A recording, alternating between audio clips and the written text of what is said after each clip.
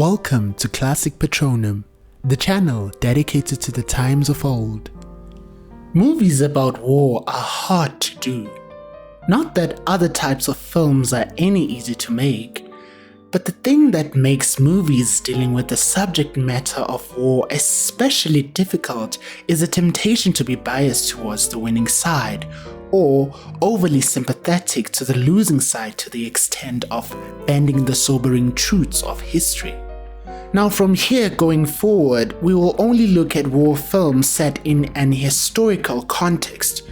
To be more specific, we'll look at one film which I believe more than succeeded in telling a compelling yet brutally honest war story.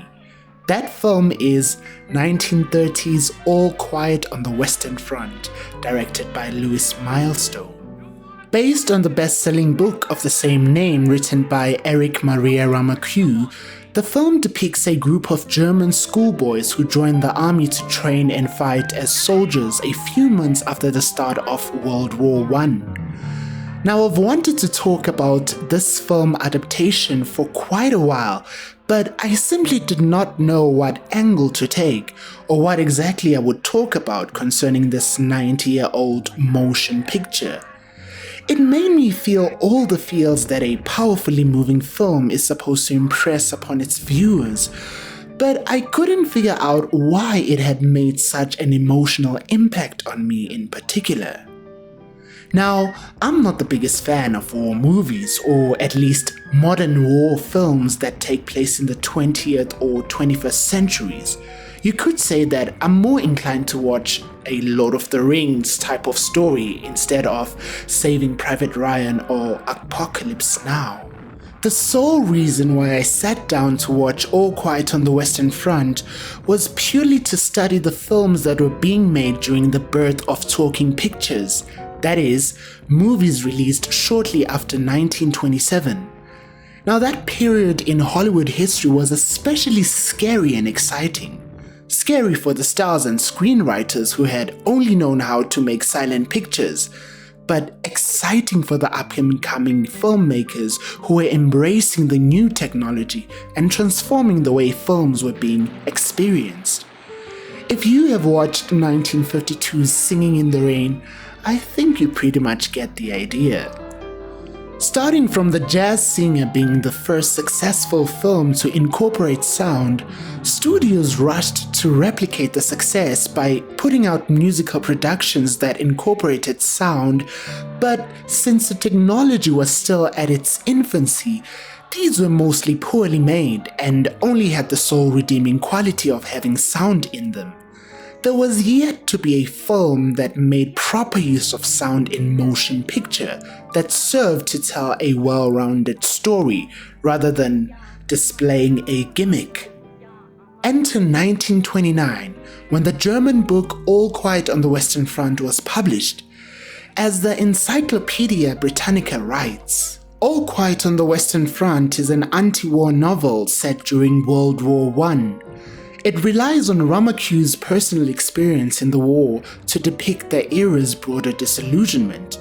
Its refusal to take an explicit stance on war was in shocking contrast to the patriotic rhetoric typical of the time, especially in Germany. The book was an immediate international success, however, it had its fair bit of critics. So for this reason, during the rise of Hitler and Nazism in the author's own country, it was one of the many books which were publicly burned, as its core themes of the grim realities of war were seen as unpatriotic. Remember, this was a time when Hitler was getting everyone worked up to avenge the fatherland after the catastrophic defeat under the Kaiser. At the end of the First World War, Germany was in shambles, and all national pride and morale was at an all-time low. Luckily, when the novel was adapted to the big screen, Remarque's anti-war message was faithfully brought to life without the usual Hollywood gloss.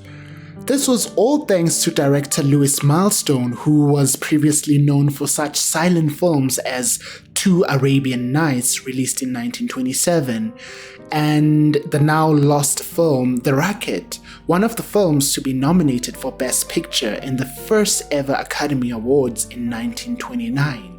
With All Quiet on the Western Front, Lewis combined some groundbreaking cinematography with the new technology of synchronized sound, since, as he believed, the combined effect would transport the audience right into the middle of the chaos of a battlefield, guns, blood, explosions, and all. The result was a film which elevated and solidified the new form of filmmaking with synchronized sound, and in 1931, it became the first ever talking picture to win the Oscar for Outstanding Production, which later became known as the Best Picture Award.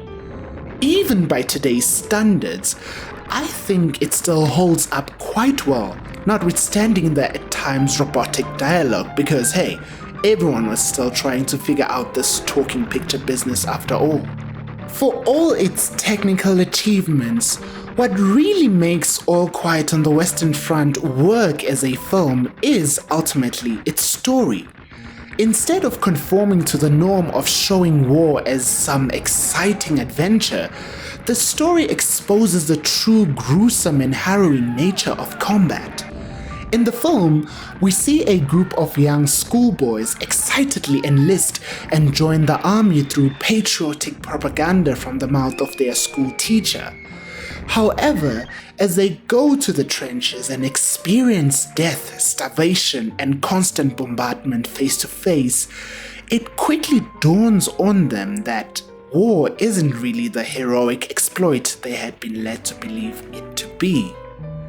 As a group gets killed one by one in the battlefield, it is only then that the story focuses on the main protagonist, which is Paul. Through his eyes, we as the audience experience with him the horror of killing a man for the very first time. The sequence is one of the many brilliant sequences of acting, as we see him trying to come to terms with what he has done to the soldier, especially when he realizes that this particular soldier was in fact a family man with a wife and children. What tears Paul apart the most is that he kills the men just because they are fighting for two countries at war, while in actual fact, neither of them has anything personal against the other. This message is what truly stood out for me. No matter what politicians, governments, or the media might say, war cannot be justified in any way. At the end of the day, it's not the people who declare the war that end up fighting in the battlefield. Instead, it's the common everyday man.